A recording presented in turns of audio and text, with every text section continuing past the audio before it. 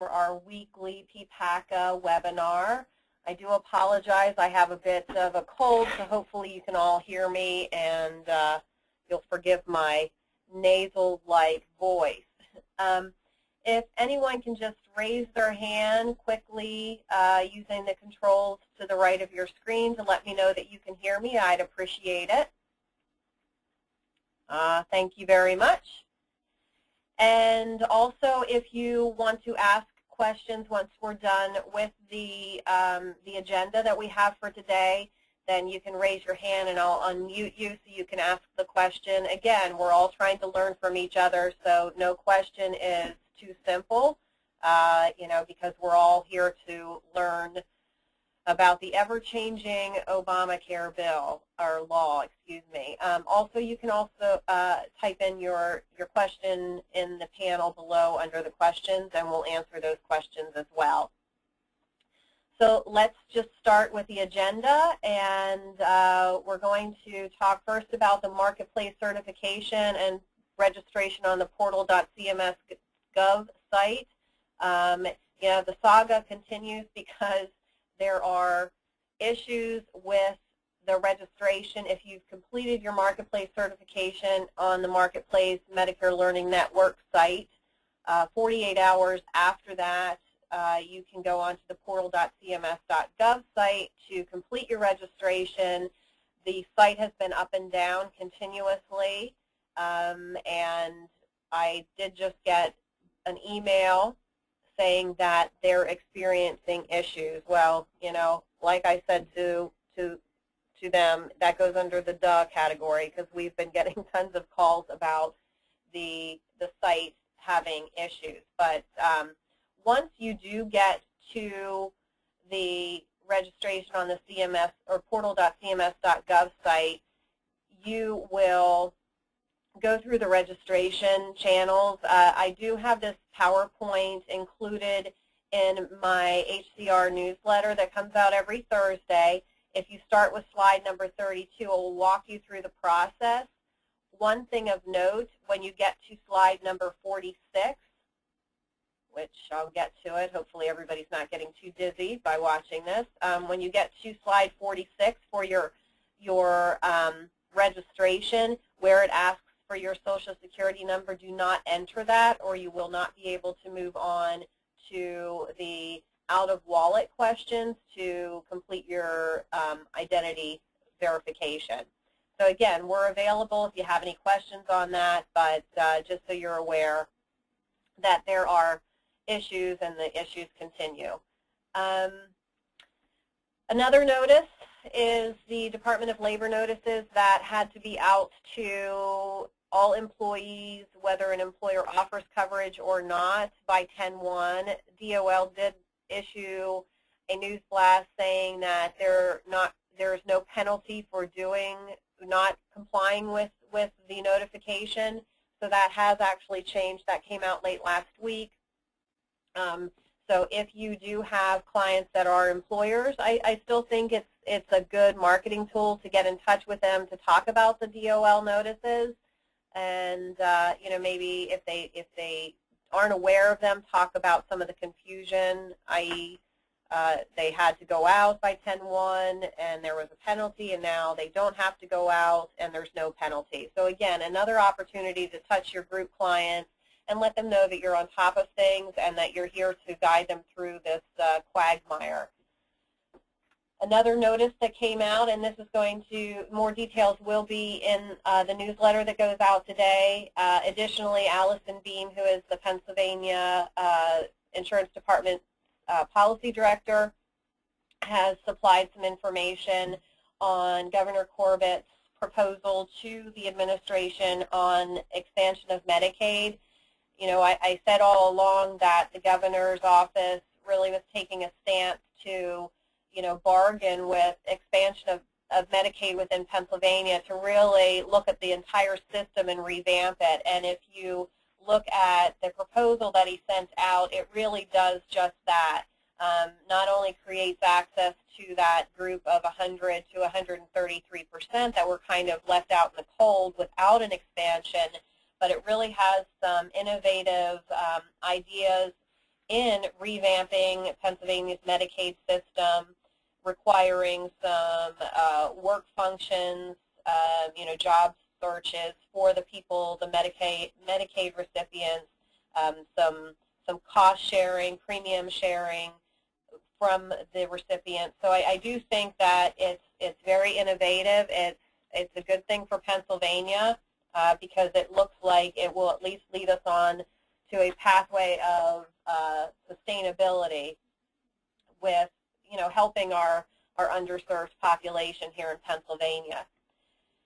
Next big item on the agenda for today is Obamacare delay or defund and the GOP proposal. I don't know if any of you have been watching the news, but pardon me, the House and Senate have been called back in next week to talk about the budget concerns, to increase the debt ceiling once again, and part of that proposal and a possible bargaining chip is to delay the PPACA Law for a year if the House and Senate agree to increase the debt ceiling. So I don't know if it has teeth to it, but I know that the President has been on the national news talking about,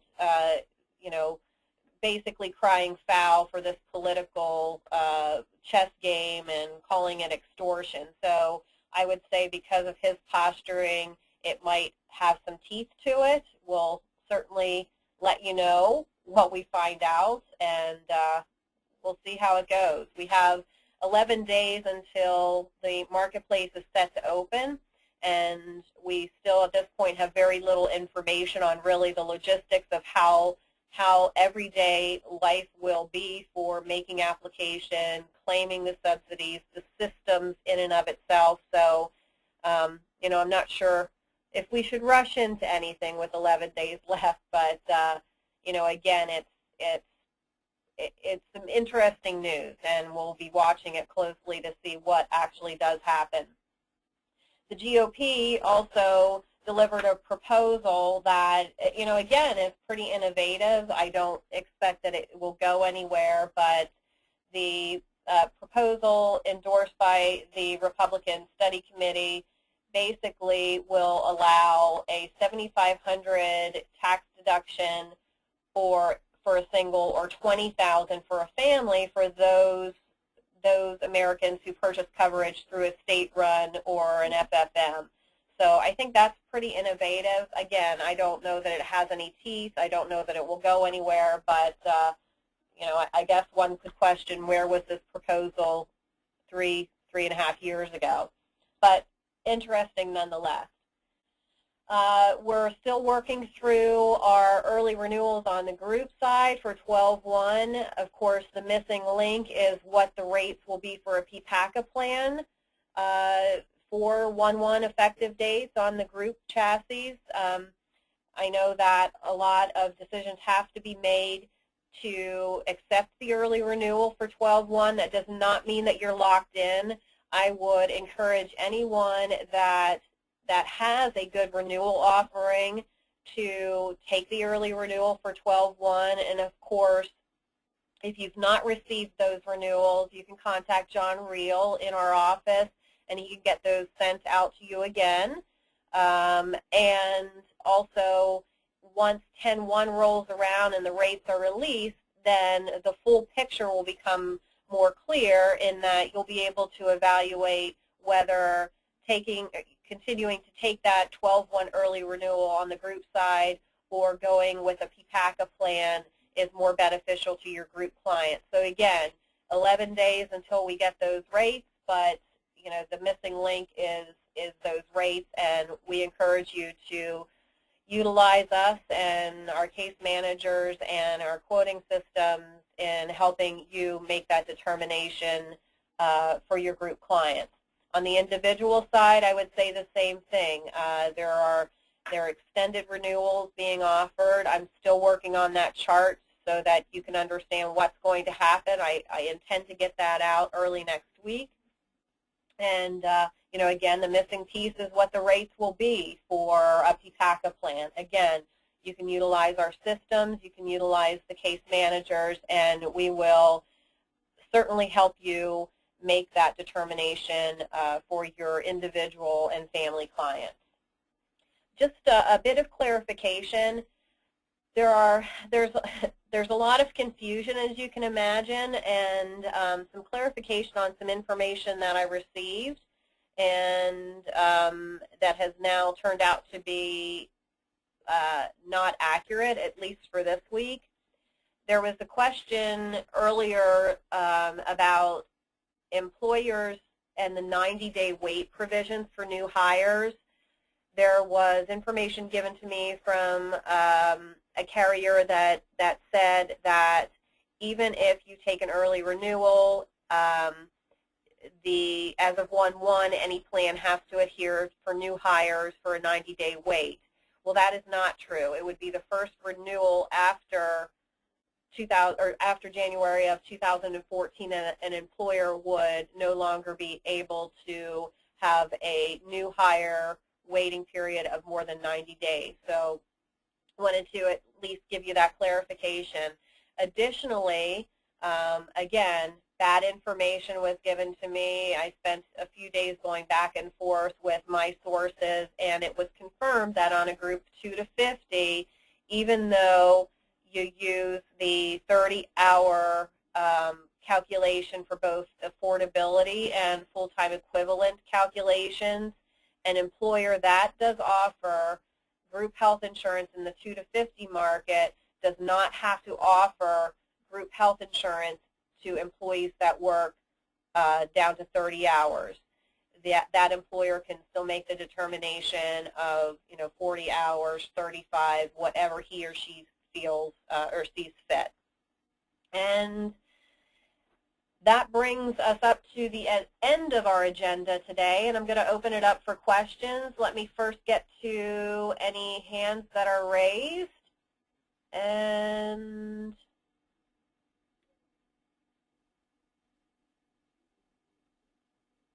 looks like there's only one hand raised so far, and I'm going to open this up. Glenn, can you hear me? Yes, but that was a response to your initial raised hands. That's all that was. Okay. All right. Well, thanks. I'll unmute you again so we don't get the feedback, and thank you very much. All right. So let's go into the questions that we have for today. And I do see some other hands raised, so I'll get to those as well. And there's a question about third registration requirement. That would be relative to the portal.cms.gov site. There's supposed to be some sort of phase 3, and we've not received any information on that yet. There's been some information that once you get past the out-of-wallet questions and you receive the screenshot that says that you have completed registration, that there's an additional step, which is basically choosing your role within the FFM. And I did check again this morning, and it doesn't come up. There's also been some questions as to receiving some sort of notification or email confirmation after you do your registration, and that's still not been completed. When I posed the question to my contacts at NAHU, I received the response that the system is broken. They expect to have it up and running by the end of this week. So we'll see. Again, I'm not sure why they're rushing into these things, but of course I'll keep you informed with all of that. Another question is, should we fill out any other info on the page we are not to put Social Security number on?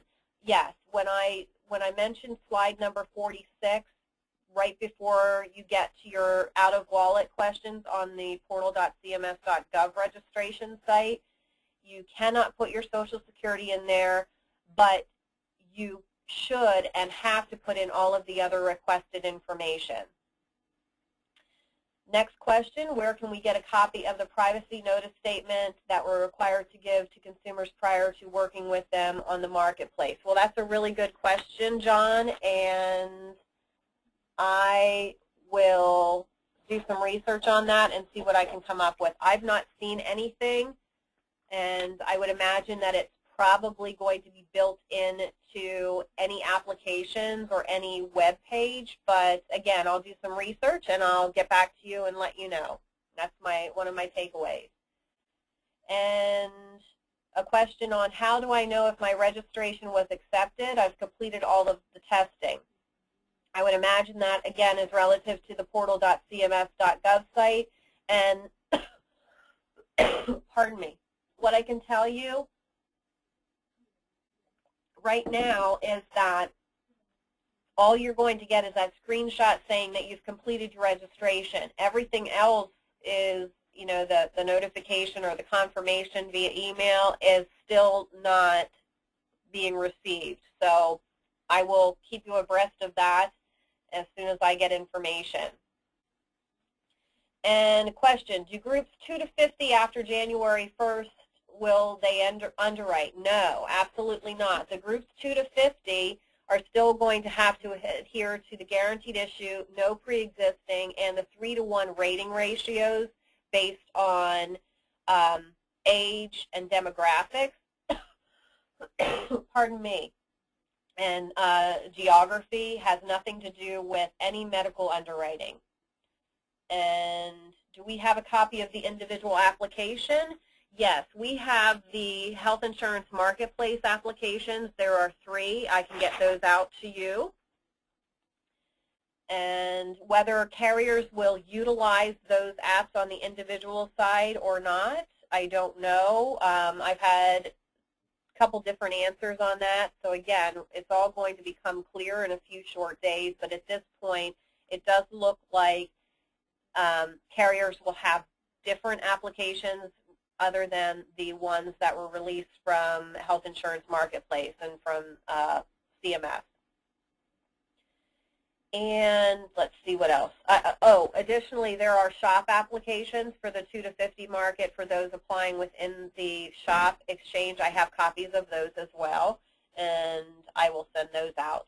I did hear back from carriers, and those shop applications are only going to be utilized for when making application within the shop, not for making application outside of the FFM. Lots of questions today, people. Good job.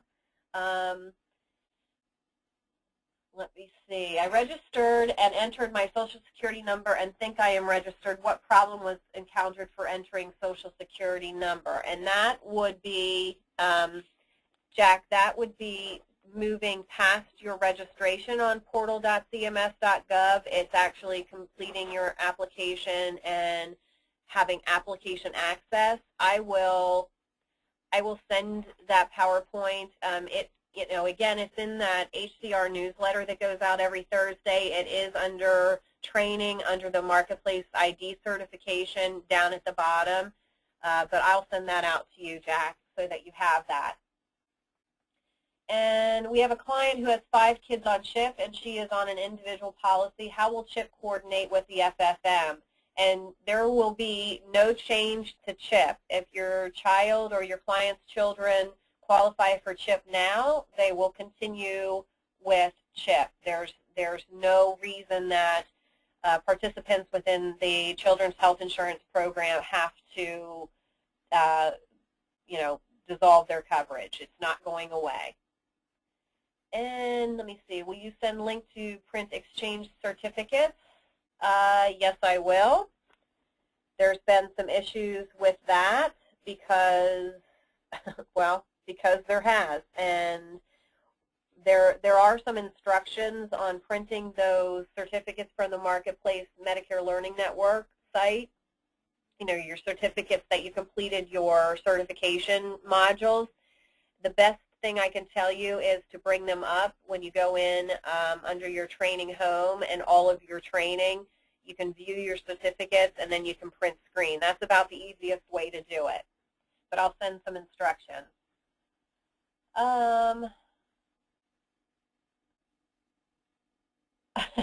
there's a question, how will I know where I am to go to report for work once accepted? Well, that's a good question, Alex, and hopefully that's a joke. The certification that all of us have done, or hopefully have done, really just enables you as an agent, as an independent agent, to write business within the FFM. It has nothing to do with, being a navigator, being an employee of the government.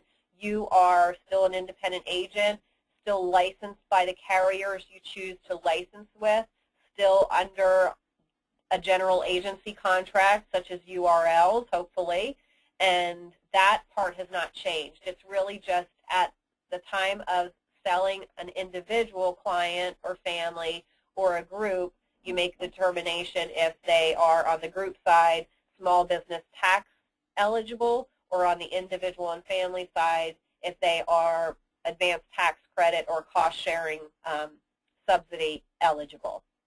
If they are, they can only claim that within the shop or within the FFM. And please verify that groups under 50 do not need to consider full-time as 30 hours if they offer health coverage. That has been confirmed, Janet. I know there was some confusion on that. I received, conflicting information, but it has been confirmed through my sources at NAHU that the 30 hours only has to be adhered to when calculating if they are over 50 or under 50. If it's determined that they have less than 50 full-time equivalents and that employer offers group health insurance coverage, they do not need to consider full-time employees down to 30 hours. They can, but they don't have to. That's only for the 50 plus. Another question is there any effect to small group employers if they decide to not offer group coverage and have employees go through individual plans? There is no effect there's no penalty for an employer offering coverage in the small market, the 2 to 50. If that employer does not offer group coverage, then those employees are free to go to the exchange or just go through a private, the avenues we have today outside the FFM and obtain individual or family health insurance coverage. Now, there has been some changes to employer premium assistance with some of the rules with HRAs and FSAs, but as a general rule, an employer can bump up an employee's salary or offer a monthly bonus, and that bonus can be used, or increased salary can be used for that employee to go out and shop coverage wherever they want, and if it's within the FFM, claim any premium subsidy. And can we sell and get commission for CHIP? No, you cannot. There is kind of a program that you can get a finder's fee, but it's clunky and it's not ever worked, but I can send some information out on that as well. But for the most part, no, you cannot sell CHIP and get commission. Groups 2 to 50, if going individual for each employee, does the employer get any kind of tax break for the business or just the employee tax credit to the employee? There's no tax break if the employer is participating in employer or employee sponsorship of premium, through an HRA, then that actually negates that employee's ability to go to the FFM and claim any tax subsidy. If they just, again, raise their income or offer a bonus program, then that employee would then be eligible to go to the FFM and claim any advanced tax credit or cost-sharing subsidy. Again, the danger in that is that salaries are increasing, so, would that in and of itself throw them into a higher income bracket and make them ineligible for any subsidies? That's the question as well. Will we be able to compare on and off exchange plans with all the carriers on your quoting engine on your website? Well, Abby, that's a really great question, and I can tell you that originally that's how it was supposed to work, and if a carrier has that interface to healthcare.gov, then yes, the system will still work that an employee can compare. What has then since transpired is that web brokers, they kind of changed some of the guidelines for web brokers. URL has filed as a web broker, which means that if and when we're approved as a web broker, we will have access to the FFM plans and also be able to utilize our current vendor, which is EBIX, for the systems, and hopefully they'll intermingle. But again, until plans are released, it's still kind of a mystery. Question, how fast can we get appointed with carriers once we know which ones are participating? And Bill, that actually changes by carrier. For the most part, a week to 2 weeks for each carrier. And if you want to ask me more about that, you can certainly give me a call or shoot me an email.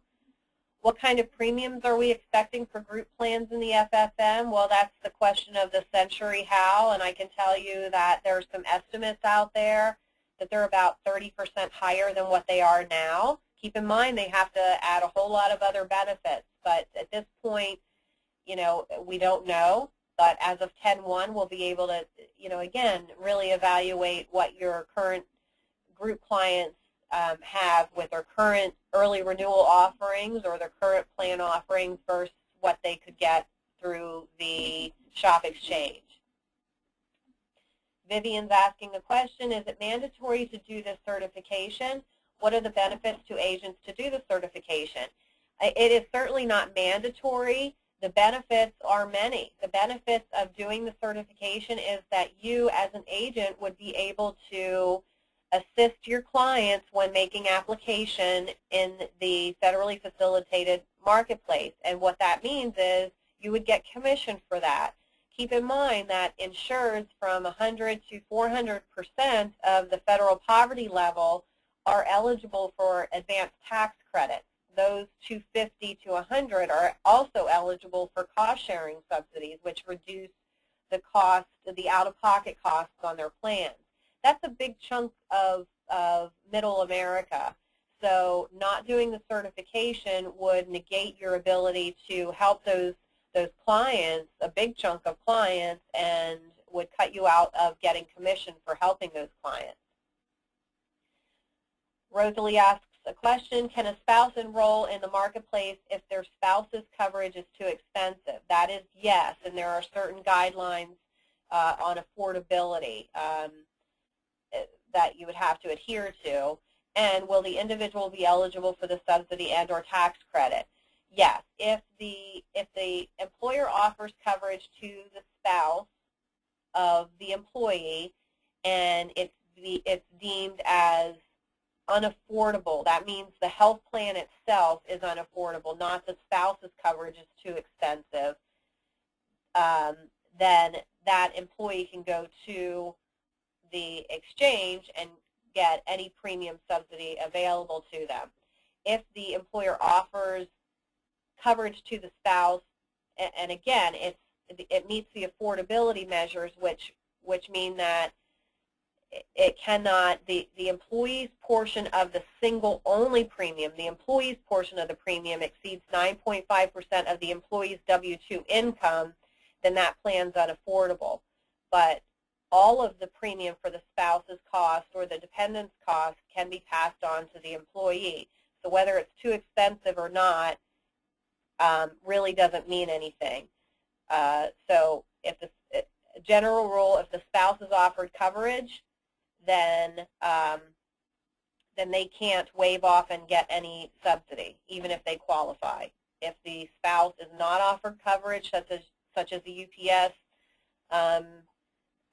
spouses, then they can go to the exchange and claim any subsidy. Do we have any ideas on commissions and renewals? We don't have anything definitive, Dawn, other than the carriers are telling me that for the group side, it's probably going to remain very similar, and for the individual side, it's going to remain comparable. You know, again, that's what they're telling me. I don't have anything definitive to go on, but again, 11 days, it will become clear. I can tell you that there will be commission, though, and it's going to be the same inside the FFM as outside. Will a small group owner be penalized if employees go to FFM when he has a group plan? For the 2 to 50 market, Colleen, no. For the 50 plus, the employer responsibility mandate has been delayed till 2015. So before that delay, yes, there was a penalty of $3,000 for an employee that went to the exchange and claimed a subsidy if the employer didn't offer affordable coverage or coverage at all that met the guidelines. But for 2014, there's no penalty for an employee waiving off of a plan in the 50-plus market and going to the exchange. And can you go over the BC NEPA group option 1 and option 2 with explanation offline later for the Excel spreadsheet? Yes, Rondi, I would encourage you to call John. John is in charge of the early renewal options for the group, so please contact him. I will have him reach out to you, though, Rondi, and he can help you with that. Colleen asks if she can be a web broker. Yes, you technically can, but there are a lot of provisions within the web broker contract that could be rather expensive. You know, the privacy issues, the systems requirements. So I'd say yes, you can, but I'm not sure that it's feasible. And because you work with URL, and URL will be a web broker, hopefully, that means that by default you can reap all the benefits of that.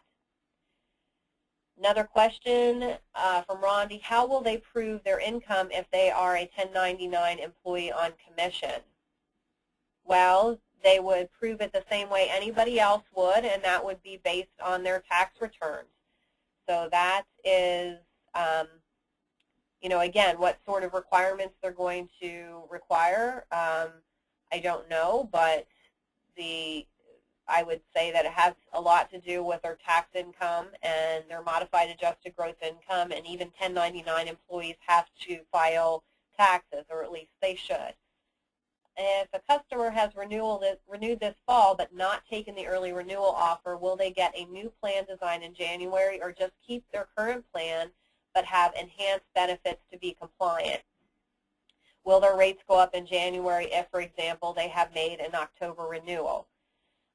No. If, say, for instance, a plan has a 10/1/2013 renewal, and it's a non-PPACA plan, of course, because that's what's for sale until January 1st, effective date. That group for 10/1/2013 can stay on their current plan, no enhanced benefits, the current non-PPACA benefits, until their first renewal in 2014, which would be 10/1/2014. At that point, that group would have no choice but to renew on a plan with their incumbent carrier or a new carrier for PPACA benefits and PPACA rates if they chose not to do the early renewal. If they chose an early renewal, that's 12/1/2013. So as of 12/1/2014, same scenario. They would have no choice but to renew on a PPACA compliant plan with all the enhanced benefits and the increased rates. Pardon me. Question, who governs, where did this go? Sorry, I just lost the question. 1 second. Sorry about that.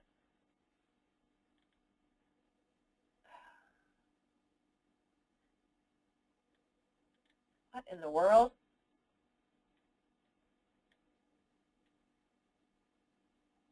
All right, who governs whether the employer's plan is too expensive for the family to split off and go to the exchange? Doesn't the employer get penalized if that happens? The governance of the affordability factor has nothing to do with the cost to the employee of the family coverage. It has to do with the employee's single premium being passed on to the employee and whether that exceeds the 9.5% of the employee's W-2 income. So, take out the spouse and the dependents because that really has nothing to do with the affordability. And that is governed by the PPACA law itself, and there are some affordability measures that you can look at, and Rich, I can send you some information on that as well. Looks like that is all of the questions. Those are all of the questions that were typed in. Let me just see. I do see a hand raised. And let me get to those.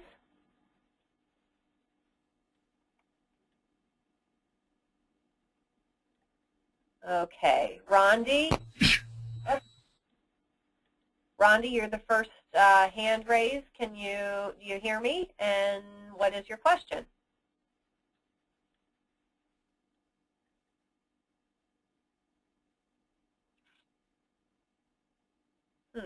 All right. And there's a question from Rosalie. I'm unmuting you, Rosalie. Oh. Sorry. Do you have a question, Rosalie? No.